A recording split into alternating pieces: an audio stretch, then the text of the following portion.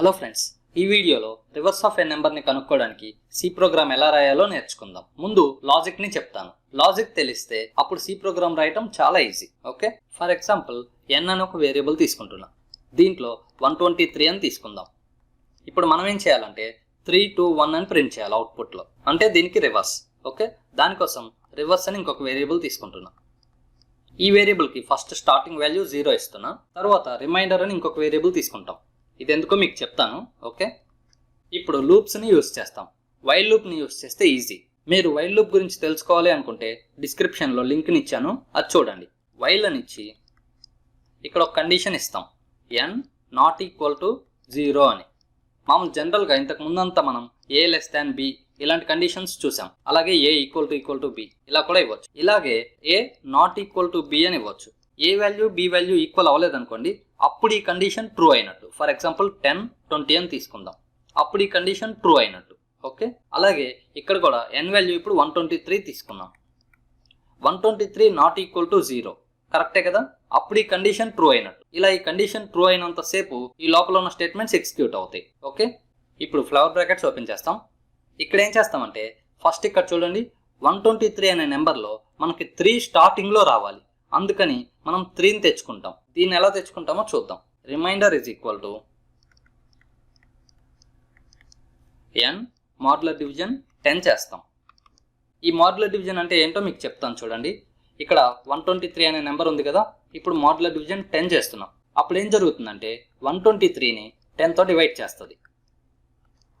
10 12s are 120, ఇంకా 3 reminder ఉంది. ఇదే మాడ్యులర్ డివిజన్ వాల్యూ. ఓకే, అప్పుడు ఆ 3 అనేది రిమైండర్లోకి వస్తుంది. తర్వాత reverse is equal to reverse into 10 plus reminder అని రాసుకుంటాం. ఇక్కడ ఏం జరుగుతుందో చూడండి. రివర్స్ వాల్యూ ఫస్ట్ 0 ఇచ్చేసాం, సో 0 ఇంటూ 10 జరుగుతుంది, అంటే 0 ప్లస్ రిమైండర్లో ఎంత ఉంది, 3 ఉంది, సో ఇక్కడ 3 వస్తుంది. 0 ప్లస్ 3 జరిగి ఈ వాల్యూ రివర్స్లోకి వెళ్తుంది. అంటే ఫస్ట్ స్టార్టింగ్లో రివర్స్ వాల్యూ 3 ఉంటుంది. ఇప్పుడు ఏం చేస్తామంటే n is equal to n divided by 10 చేస్తాం. ఇది మీకు అర్థం అవ్వాలి అంటే సి ప్రోగ్రామింగ్లో ఒక చిన్న టెక్నిక్ మీకు తెలియాలి.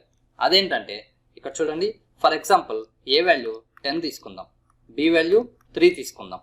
C is equal to a divided by b అని ఇచ్చామనుకోండి. ఇప్పుడు మామూలుగా అయితే ఏం జరుగుతుంది, 10 డివైడెడ్ బై 3 అంటే 3.3 రావాలి ఆర్ 33 రావాలి. కానీ ఇది ఇంటీజర్ వాల్యూ. ఫర్ ఎగ్జాంపుల్ ఇవి రెండు ఇంటీజర్స్ అనుకుందాం.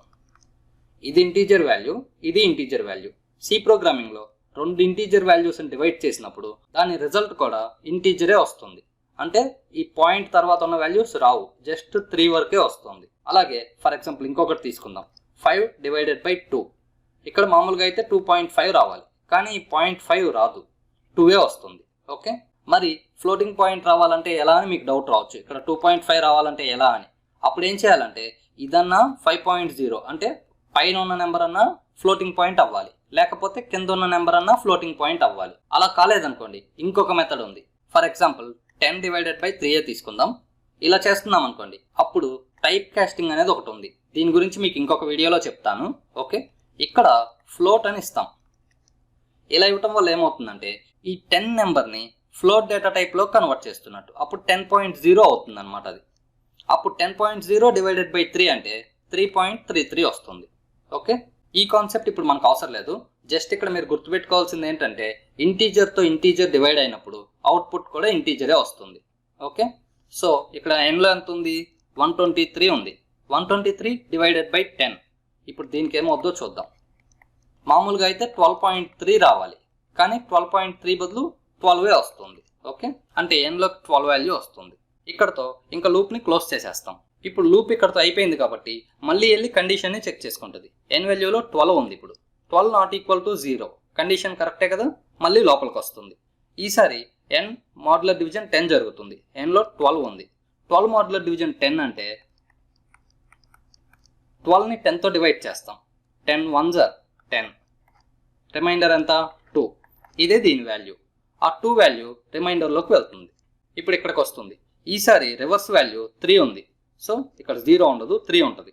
3 ఇంటూ 10 చేస్తున్నాం, అంటే 30 ప్లస్ రిమైండర్లో ఎంత ఉంది ఈసారి 2 ఉంది, 32 మొత్తం వాల్యూ దీనిది 32 అవుద్ది. అప్పుడు ఆ 32 వాల్యూ రివర్స్లోకి వస్తుంది. తర్వాత n డివైడెడ్ బై 10 జరుగుతుంది. n వాల్యూ ఈసారి 12 ఉంది, 12 డివైడెడ్ బై 10 ఇక్కడ చూడండి 12 డివైడెడ్ బై 10 మామూలుగా అయితే 1.2 రావాలి, ఈ 0.2 రాదనమాట 1 వస్తుంది, అదే ఎండ్లోకి వస్తుంది. ఇప్పుడు మళ్ళీ కండిషన్ చెక్ చేసుకుంటుంది. 1 నాట్ ఈక్వల్ టు 0 కరెక్టే కదా, లోపలికి వస్తుంది. ఇప్పుడు n మాడ్యులర్ డివిజన్ 10 జరుగుతుంది, అంటే 1 మాడ్యులర్ డివిజన్ 10. ఇప్పుడు ఏం జరుగుతుందంటే 1ని 10తో డివైడ్ చేస్తాం. 10 0 టైమ్స్ 0 రిమైండర్ 1, ఈ వాల్యూ దీని అవుట్పుట్ అనమాట. ఓకే, అది రిమైండర్లోకి వస్తుంది, అంటే రిమైండర్లో 1 వస్తుంది. మళ్ళీ ఇక్కడికి వస్తుంది, రివర్స్ ఇంటూ 10, రివర్స్లో ఎంత ఉంది 32 ఉంది. సో 32 ఇంటూ 10 320 ప్లస్ రిమైండర్లో ఎంత ఉంది 1 ఉంది, 1 321 ఆ వాల్యూ రివర్స్లోకి వస్తుంది. తర్వాత n వాల్యూ 1 ఉంది, ఈసారి 1 డివైడెడ్ బై 10 ఇక్కడ చూడండి మళ్ళీ 1 డివైడెడ్ బై 10 అంటే 0.1 రావాలి, కానీ 0.1 రాదు, 0 వస్తుంది. ఓకే, ఈ 0 వాల్యూ nలోకి వచ్చేస్తుంది. ఇప్పుడు n వాల్యూ ఎంత 0, కండిషన్ చెక్ చేసుకుంటుంది. 0 నాట్ ఈక్వల్ టు 0 కాదు కదా, కండిషన్ ఫాల్స్ అయింది. అప్పుడు లూప్లో నుంచి బయటకు వచ్చేస్తుంది, అంటే ఇక్కడికి వచ్చేస్తుంది. ఇప్పుడు ఏం చేస్తామంటే ప్రింట్ఎఫ్ యూస్ చేసి రివర్స్ వాల్యూని ప్రింట్ చేస్తాం. రివర్స్లో ఎంత ఉంది 321 ఉంది, సో అదే ప్రింట్ అవుతుంది. ఇదే మనకు కావాల్సిన అవుట్పుట్. ఓకే, ఇక్కడ 123 కాదు, ఇది మీకు ఈజీగా అర్థమవుతుంది అని చెప్పాను. ఏ నెంబర్ తీసుకున్నా ఇదే లాజిక్ జరుగుతుంది, రివర్స్ వాల్యూ ప్రింట్ అవుతుంది. ఇప్పుడు సి ప్రోగ్రామ్ని రాద్దాం. ప్రోగ్రామ్ని రాసే ముందు నా కోసం మీరు ఒక చిన్న పని చేయండి. నేను మీకోసం ఈజీగా అర్థమయ్యేలా సి ప్రోగ్రామ్స్ని అప్లోడ్ చేస్తున్నాను. అందుకని నా కోసం మీరు ఏం చేస్తారంటే జస్ట్ ఈ వీడియోని లైక్ చేయండి. అలాగే మరిన్ని సి ప్రోగ్రామ్స్ నేర్చుకోవాలి అనుకుంటే ఈ ఛానల్ని సబ్స్క్రైబ్ చేసుకోండి. ఇప్పుడే చేయండి ప్లీజ్. Thank you. ఇప్పుడు ప్రోగ్రామ్ చూద్దాం. ఫస్ట్ వేరియబుల్స్ డిక్లేర్ చేస్తున్నా. ఇంట్ n రివర్స్, దీనికి ఫస్టే 0 వాల్యూ ఇచ్చేస్తున్నా, అలాగే రిమైండర్. ఇప్పుడు n వాల్యూని యూజర్ నుంచి ఇన్పుట్లా తీసుకుందాం. ఫస్ట్ దానికోసం ప్రింట్ఎఫ్ ఇచ్చి ఎంటర్ యాన్ ఇంటీజర్ నెంబర్ అని ఇస్తున్నా. తర్వాత స్కాన్ఎఫ్ యూస్ చేసి వాల్యూని తీసుకుందాం. ఆ వాల్యూని n వేరియబుల్లో స్టోర్ చేస్తున్నా. ఇప్పుడు వైల్ లూప్ని స్టార్ట్ చేద్దాం. వైల్ అని ఇచ్చి n నాట్ ఈక్వల్ టు 0 ఈ కండిషన్ ఇస్తాం. తర్వాత remainder is equal to n modular division 10 అని ఇస్తాం. తర్వాత reverse is equal to reverse into 10 plus remainder. తర్వాత n is equal to n divided by 10. ఇక్కడతో లూప్ అయిపోతుంది.